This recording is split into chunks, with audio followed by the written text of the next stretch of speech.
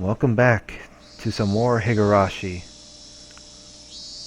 So, what happened? Well, I tried to escape. I run like shit. I tried to I tried to take down the two guys, but I somehow failed. Lost consciousness, but finally got away and somehow end up in the same bedroom. But oh well. It was a crazy one. So I'm guessing escaping Hinamizawa will somehow get yourself killed. So, what a way to experience a nightmare. So let's continue reading. When I approached the front door, the doorbell rang ding dong. It must have been the doctor Reina had called. Well, hopefully she'll cure my nightmare. It was strange for a patient to welcome in the doctor who was making a house call, but it would be incredibly reassuring to have him here for the considerable time it would take Oishi-san to get here. I carelessly opened the door with that simple assumption, and regretted it almost instantly. Mion! Oh, you look just fine. I heard you collapsed, so I came to check up on you. How did you know I collapsed? I heard from Reina over the phone. Do I need any reason other than that? I understood why she would call a doctor, but why Mion too? Reina was descending the stairs behind me. Reina, doesn't Kei-chan look pretty alright? Sheesh, you made me worry for nothing. That's true. Maybe I worried for nothing as well. They both began laughing. It appeared to be cheerful laughter, but I couldn't shake the feeling that there was a darkness looming over them. Whoa, what's up with this shoe rack? How did it get like this? The shoe rack that I smashed to pieces had been like that since yesterday. I fell, you see, and the bat I was holding at the time slammed into it.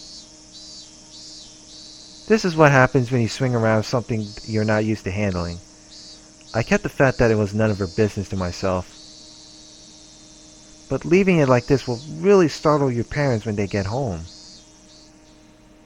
I'll fix it up for you later. Now, come on, Kei-chan.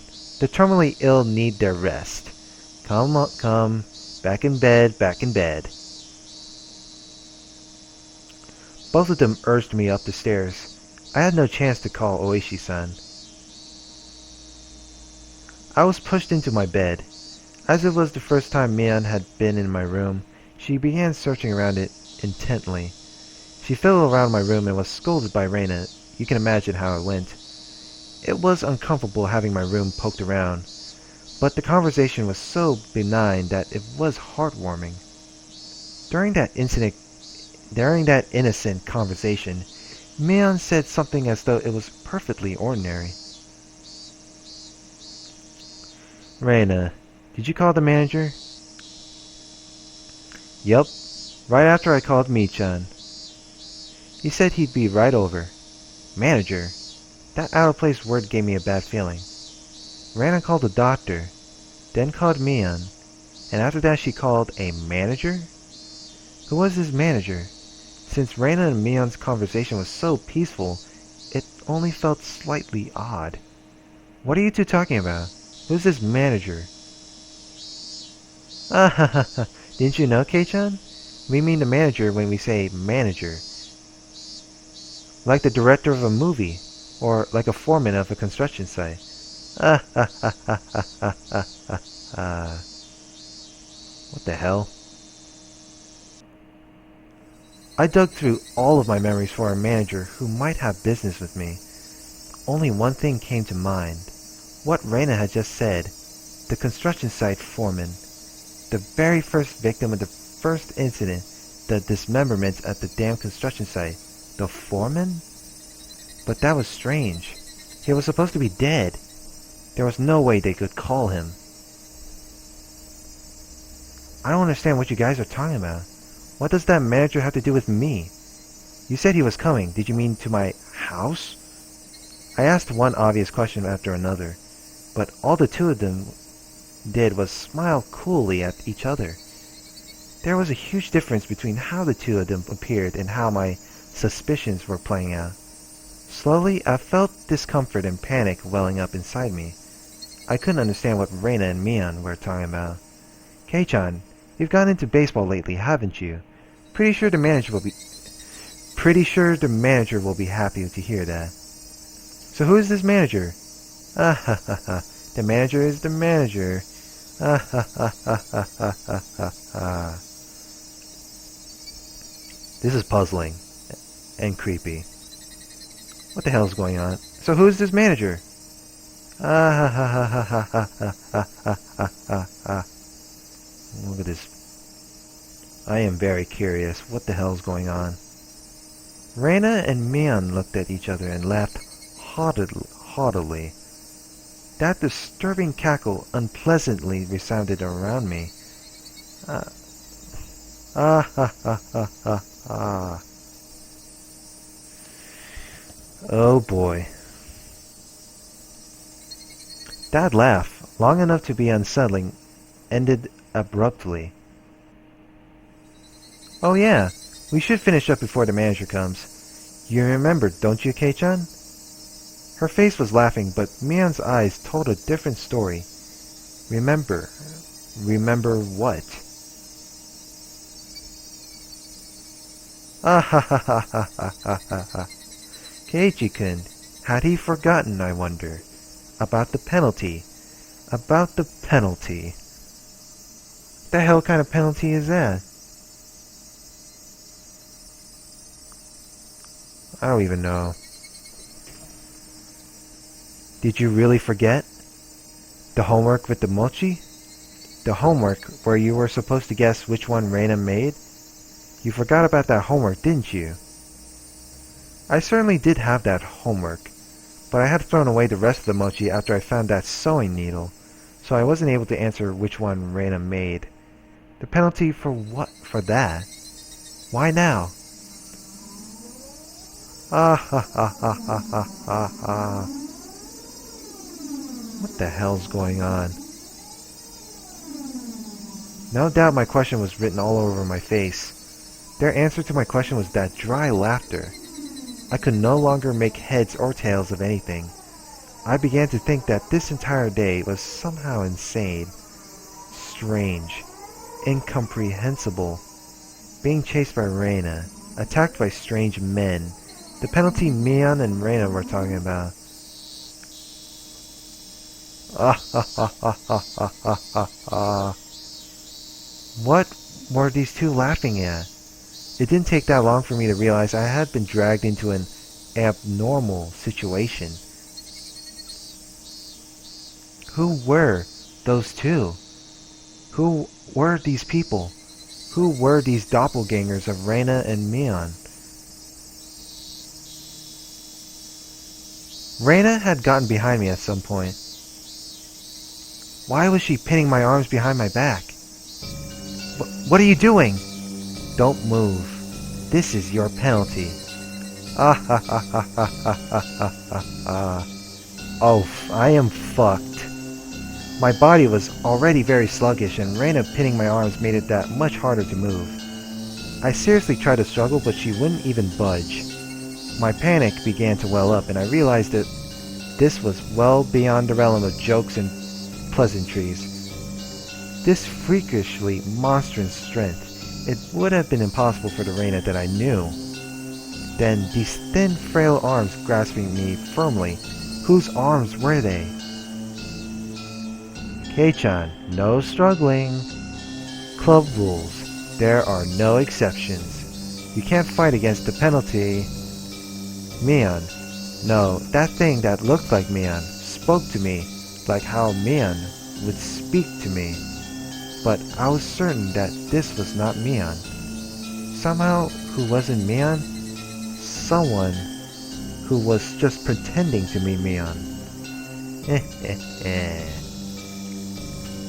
Need to finish this up before the manager comes. Mion fished into her pockets and pulled out something bizarre.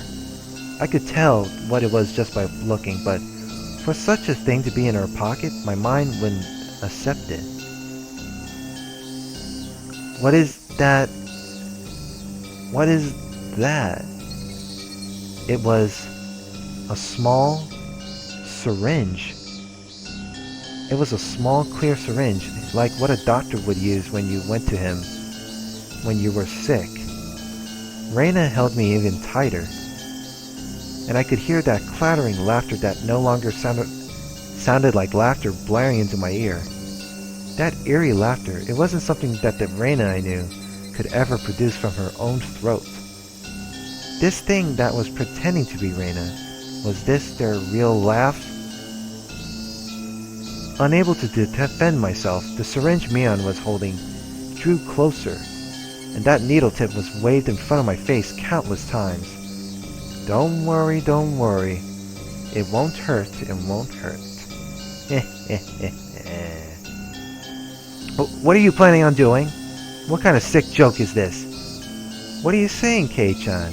You know exactly what's going on, don't you? About what? I don't understand any of this at all. I know you know. No use playing the fool this late in the game. Stop talking nonsense to try and confuse me. You're going to have done to you what happened to Tomotaki-san. What? The same as the Tomotaki-san. I didn't really understand what she meant. What did that have to do with the syringe? You're playing dumb, Keiichi-kun. You should have realized it by now. Reina whispered into my ear, laughing as if to admonish me. But even the way she spoke was repulsive beyond compare. Playing dumb? Me? About what? What do you mean the same as Tomotaki-san?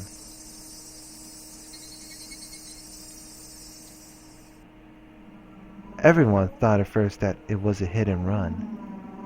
Except when the officer got closer to check if he was still alive, he soon noticed it wasn't a normal situation. His throat was scratched out. From a knife or something? No. Nails. Nails? Nails as in fingernails? With those gouged through? That's right. Tomotaki-san had clawed out his own throat with his own nails and died. There's no way someone could die like that. So then, for that to happen... We thought drugs were to blame, but nothing of that nature was detected. That's right. The police didn't find any drugs in Tomotaki-san's system.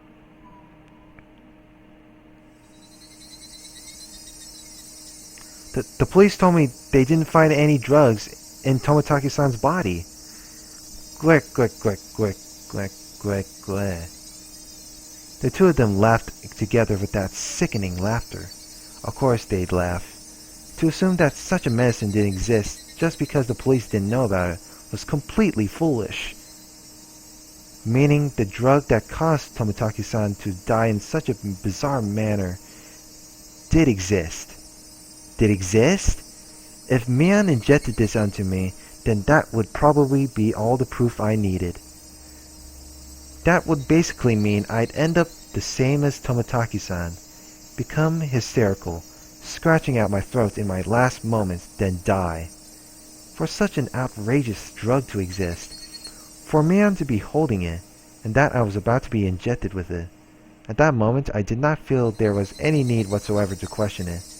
What kind of idiot, when he's trying to dodge a ball flying straight for his face, has time to think of a reason as to why it's flying at him? Just give up. Alright then. Mion's actions lacked any gravitas, and that made it even more terrifying. There was none of the ceremony like when someone is sentenced to death. There was no hesitation at all, as if she were brushing her teeth. Mion reached out with one hand and grabbed onto my chest. It felt like electricity had gone through the back of my head, and the entire world had gone dark. Did I stand up too fast, or did someone hit me really hard in the back of the head? Having lost my sense of balance, I was assaulted by a wave of dizziness. God damn. This is brutal right there. I am not going to have a good sleep by the time I finish this. Oh my lord.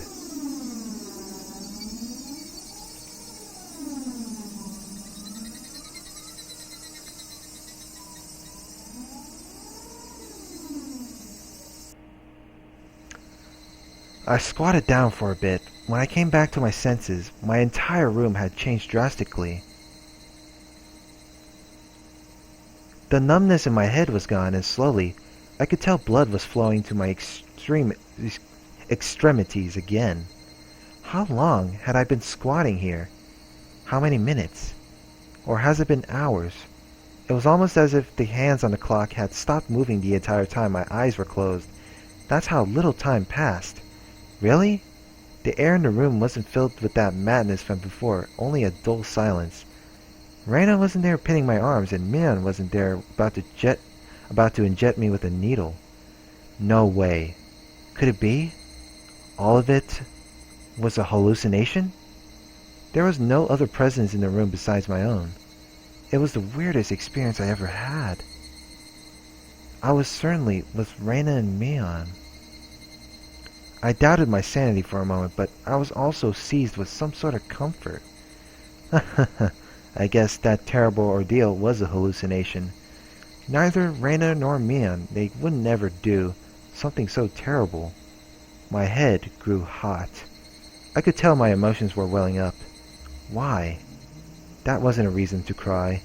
Why? It was sorrow. Why was I sad? I don't understand. I don't understand. Kind to everyone, not discriminating against age or gender. Mian. That Mian was sprawled by the window in an unnatural pose. Blood stained her a deep red from her head down to her chest. The bright crimson smeared on the walls. That splatter had undoubtedly come from Mian. She always had that bright smile and was kind to me from the day I transferred. Reina. That same Reina was slumped at my feet and was making the same pool of blood as Mian. I couldn't comprehend what had happened. Did someone come to save me? Then they beat these two down with this metal bat? I finally noticed the weight in my right hand. How long had it been there? It was Satoshi's metal bat.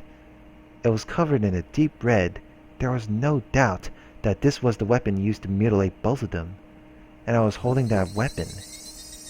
I was the only person in the house. What?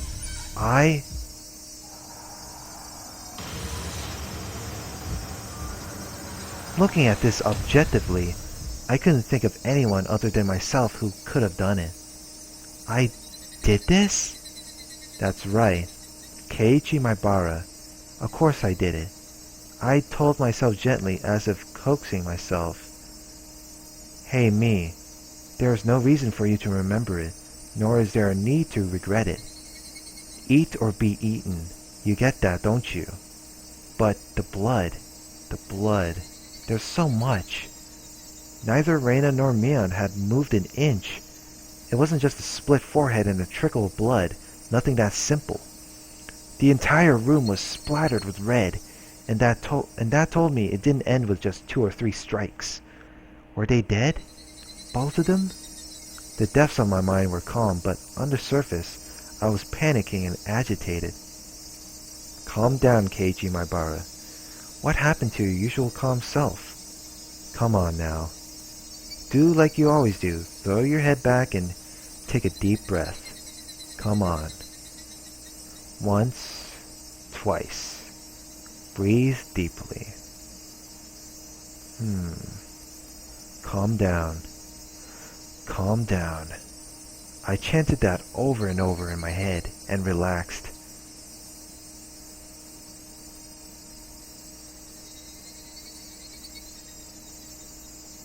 Color came back to my vision and smells reinfused the air.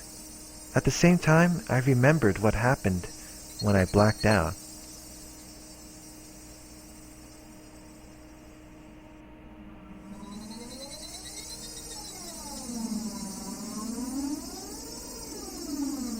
Reina and Mion had attacked me. They were about to inject me with whatever caused the same symptoms as Tomotaki-san, but right before that happened, I fought back.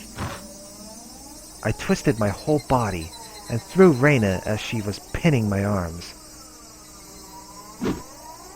Then I followed through with my spin and rammed my foot as hard as I could into Mion's torso. It was soft. Reina had tried jumping on me, so I tackled her as hard as I could and slammed her against the wall. I didn't let that brief moment of having them off balance slip by. Satoshi's bat that was left carelessly by the side of my desk. Bleep. At that moment, everything went pitch black. There was nothing recorded past this point in the videotape of my mind. No, that wasn't right. It wasn't that there was nothing recorded. It was recorded just fine. Just the other me inside myself had told me not to look and had turned off the TV. Just because the screen had gone black and I couldn't see it, didn't mean that the videotape within me hadn't recorded it. The TV was just off. The video was still playing. The tape within me, creaking along, still playing. On the other end of that pitch black screen, that horrifying video was still playing on.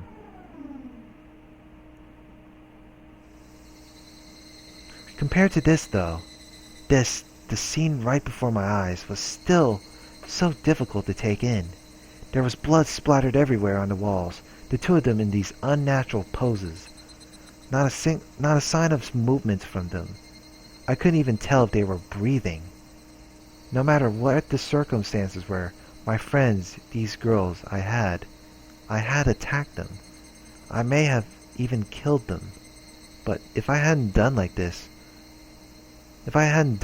I would have been the one done for.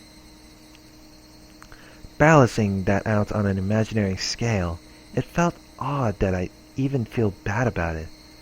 Even if it was a bit excessive, this was justifiable self-defense. The proof was all here. The two of them collapsed here and Mion's syringe. Mion's syringe filled with some unknown drug would certainly solve the mystery surrounding the incident with Tomotaki-san. And from the fact that both of these two were involved, they'd be able to pick out the criminals one after the other. Still, I might be suspected for this, but that was just fine. Anyway, now this should be a police affair. This wouldn't fade into the darkness like Reina's past incidents. As long as the police are involved, that should bring this to a close. They'll probably revisit their investigation on the chain of incidents. Oishi-san would definitely get to the bottom of it. Meaning my wish of not wanting to die, of wanting to know the truth that would be fulfilled in its most basic form. It was all of a matter of time now. The doctor Reina called should be getting here soon. I'll confess everything to him. I needed to contact Oishi-san.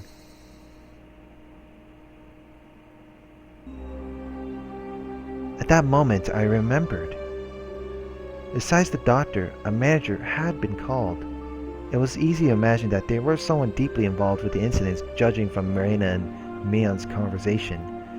The ache in my chest, caused by the gruesome deed I'd done, dissipated rapidly. It was not over yet. This place was no longer safe. Stay calm, Keiichi Maibara. It's not over yet. I needed to live long enough to tell the police of this incident. At that moment, I felt like I heard someone's voice from outside. Since people were speaking, it must mean there was more than one person. I moved the curtain ever so slightly and peered outside. It was a bizarre sight. About 4 or 5 grown men were all gathered at the gate.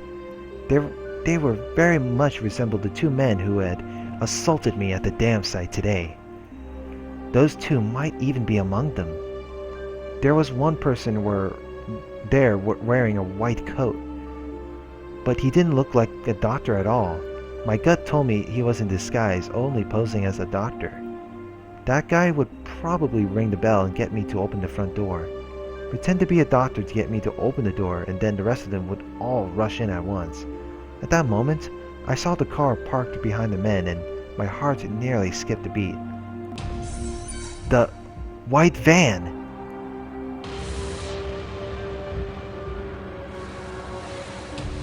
No mistaking it. That van. The one that had tried to run me down. The one that tried to run me down? The man in the white coat entered the gate and headed towards the front door. The rest of the men hid in the bushes and watched him. I probably couldn't pretend that I wasn't home. Undoubtedly, they'd just break the window and enter. I needed to get out of here somehow. Then, use a public phone to contact Oishi-san. Then meet up somewhere. First of all, I need a weapon. Then shoes. But before all of that, there was one thing that I had to do. I had no intention of dying. I'd live and reveal the truth about this nonsensical curse of a Yashiro-sama. But what would happen from here on, regardless of how determined I was, may bring about my demise. And that was why. There was one thing more important than getting out of here right now. I needed to get that clock out quickly and take down the notes hidden behind it. Damn it, the tape was sticking to it fast. It'll be fine if it was torn a little. I opened up the slightly torn note and began writing another passage with a ballpoint pen. If I wasn't able to inform Oishi-san, then the only thing I could rely on was this note.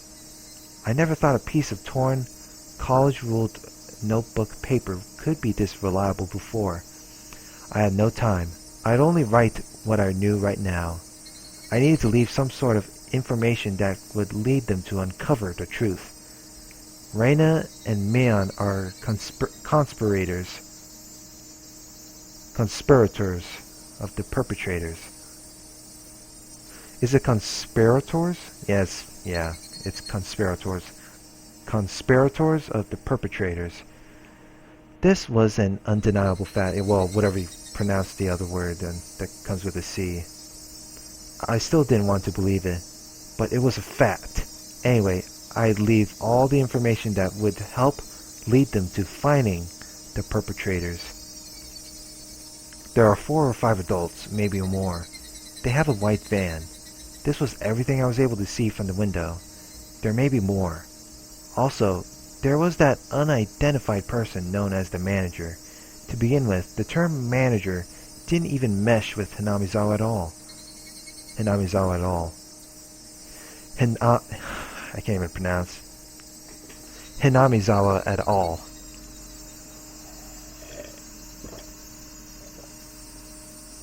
If they were going to include the managers from the past incidents, then the only one is the construction foreman, the victim from the first murder.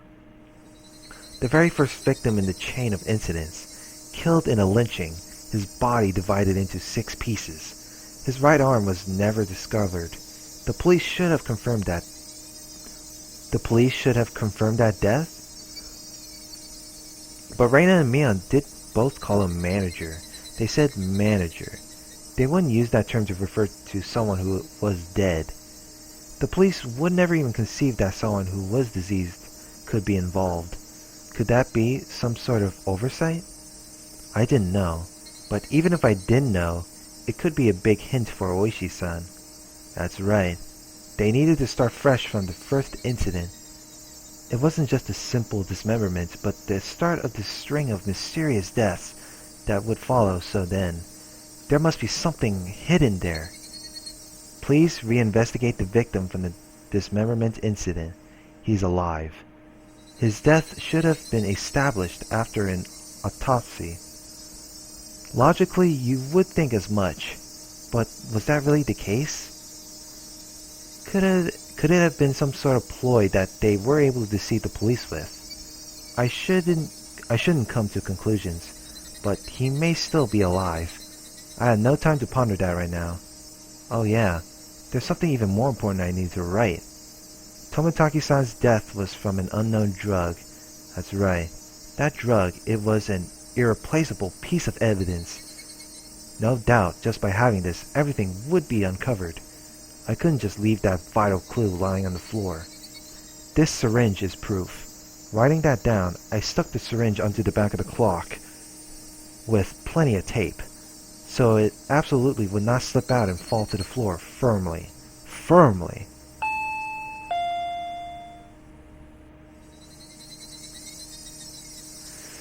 Oh, here we go. Another nightmare has come again. It's not over yet.